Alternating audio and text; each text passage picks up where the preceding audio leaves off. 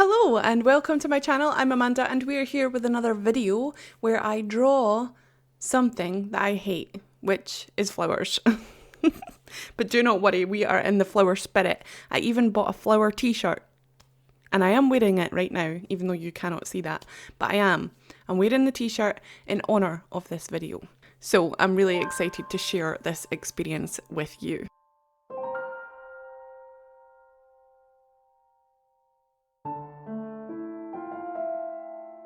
This is actually ironic because when I was planning to do this video, I was also in the middle of really looking at my art path and where I want to go with it, and whether I want to continue to try and paint things that I know I don't like, or if I wanted to try and start really honing in on the things that I do like.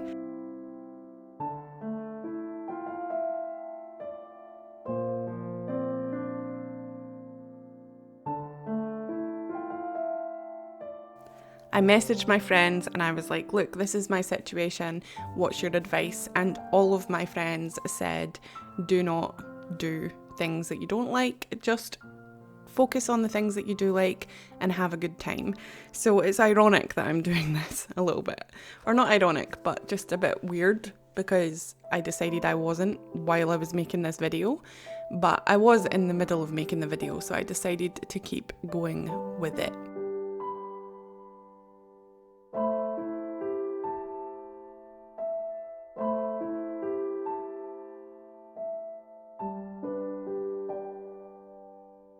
So yes, maybe in the future I won't be doing videos like this anymore for entertainment. I just want to do videos that I'm passionate about, which I'm passionate about this video too. I just want to make sure that my videos are showing you what I enjoy and maybe even helping you along the way to find something that you like to do, or figure out how to do the things that I love to do if you love it too.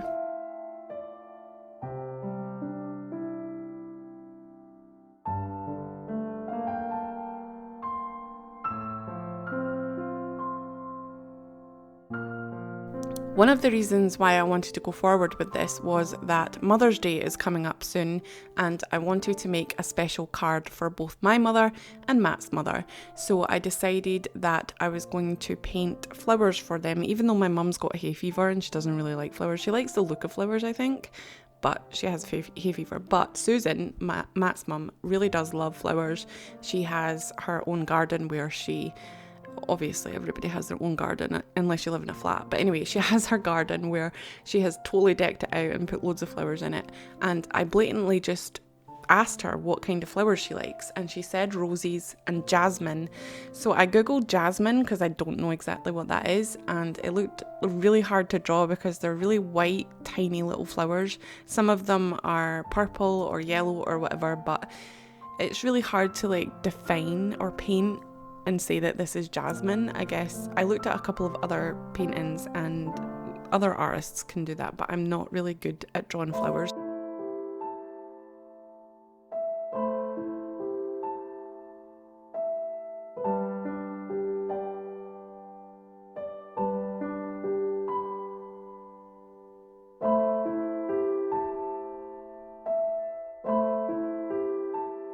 As for my mum though, I didn't exactly know what her favourite flowers were, and I was convinced that they were like lilies or like chrysanthemums or just something different. So anyway, I decided to come up with a plan to figure out what my mum's favourite flowers were, and there's this game that we play called Family Showdown where you go into teams, and the first time we played it, it was me and my mum versus my brother and my son, and then the second time we played it, it was Caden, my son, and my mum versus me and my brother. So I asked Caden to, well, basically I cheated. One of the questions was, what's your favourite flower? So I gave that card to Caden and made sure that he had it so that he could ask my mum what her favourite flower was, and I could just like quickly write it down or just remember it. So he asked her and it was funny because he was giggling while he asked it. He was like, what's your favourite flower? And she said roses as well. So that was just perfect because obviously Susan, not that Susan's basic. I just thought about that. It sounds like I'm saying that Susan's basic because she likes flowers, because she likes roses, because everybody likes roses. But no, that's not what I meant.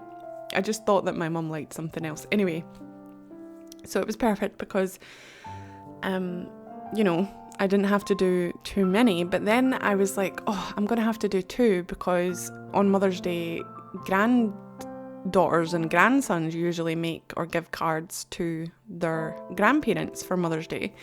And Father's Day and stuff like that. So I was like, I'm going to have to do 2. So I was going to do a jasmine one and a rose one. So I did this rose painting and eventually I made it into a card.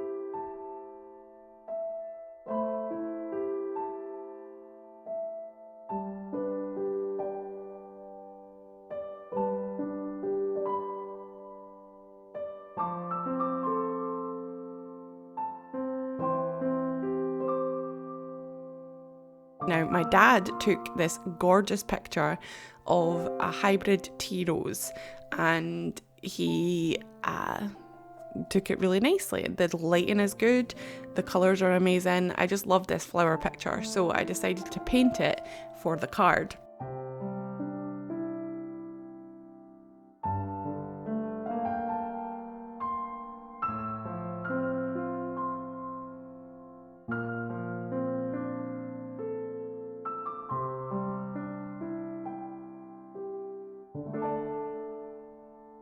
The process was fun because I first started with watercolour, which made my page buckle a lot. I didn't like that aspect of it. Like, any sort of water that you chuck at this will make it buckle. I think that stretching it beforehand, soaking it with water and letting it dry would really help with stronger tape.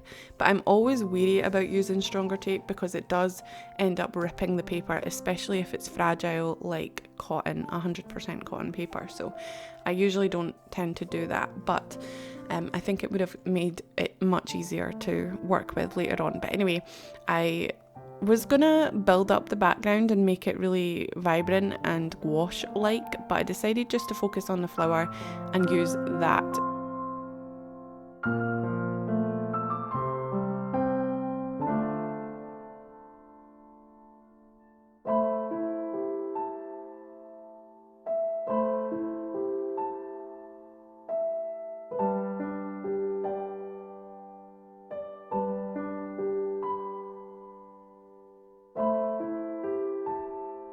The colours were really hard to get because the flower in the reference picture is a rose.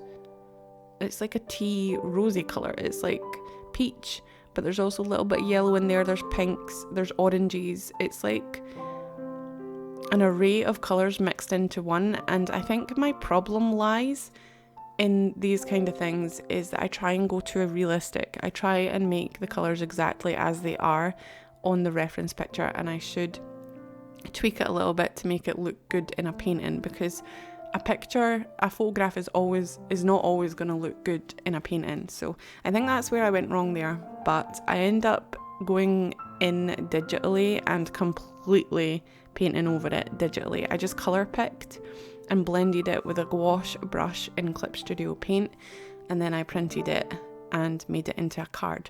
But then I sent that one to Susan and I decided not to do that one again. I did one that I did in my previous video. I made that into a card. It was the daisies in the mountain. I put that onto a card and I'm using that one for my mum because I wanted to give them something a little bit different, just in case they thought that I was just being lazy and giving them the same card. So the process of it was really fun, and I enjoyed like putting in the little blocks of colour and then blending it out with water later. You'll see that, but the result was just horrible. It looked like, I think my problem with gouache is that when you re-wet it, and if you don't blend it all the way to the edge, so if you have a dark bit like in the petals where the shadows are and it comes out to the light, if you try and blend that into each other, you have to go all the way to the end of the dark part rather than just going halfway in to blend it together, because when you reactivate and mix gouache together, it creates a new colour and it doesn't dry the same. There's kind of like a strip of colour there where it isn't truly blended in. So you've got to keep on blending and blending until it all acts really smooth. And I think that the longest part of the process for gouache in that sense is the blending part. You put the paint down really quickly, let it dry, and then you get a damp brush and you just blend and blend and blend. And then after you've done that, you put more paint on top and you just blend and blend and blend. So it seems like you're just blending a lot, which I prefer to just put colour on and leave it, and put more colour on and leave it. So I think my technique needs to be changed a little bit, and my style as well. You don't have to always blend everything. In fact, texture and paint strokes are very lovely in paintings and you don't have to do that. But yes, I went in and blended it digitally because it's so much easier to do that and it's so much quicker. And I also painted another painting of a flower before this that I have recorded fully, but then I didn't finish it because I put it on my silhouette. I taped it to my silhouette with washi tape, or the washi tape that was already on the painting itself, and I left it there. And then in the morning I came in, I sat on my chair and I rolled forward to sit at my desk and I rolled over the painting. It had fallen off my silhouette onto the floor and I rolled over it. So I was like, I'm gonna have to start again. So that was sucky, but I'm happy that I did it again.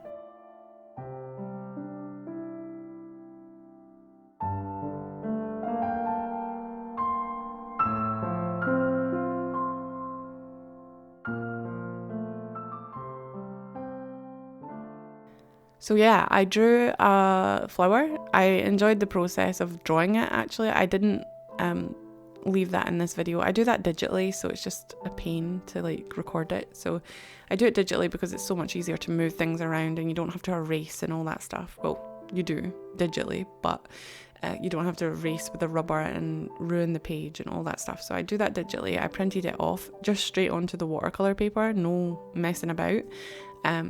And I covered it with paint, with gouache. So I'm happy I did that. I've already sent it off to Susan. I hope that she loves it. I've still got the one here for my mum because Mother's Day in the UK is the 27th of March. So I will give that to her on Sunday. And yeah, I think that flowers just aren't for me. I think I would like it if I was painting flowers in landscape, but not truly, like using dots and dashes and other types of shapes to indicate flowers rather than painting them up close, in detail like that. But I did enjoy it still, so I'm really happy that I did it. So yes, but that is it for this video, I guess. Thank you so much for watching. I hope that you had fun, and if you did, give it a thumbs up and share it and all that fun stuff. Subscribe if you haven't already, and if you have, thank you so much for your support, and I will see you in my next video. Bye.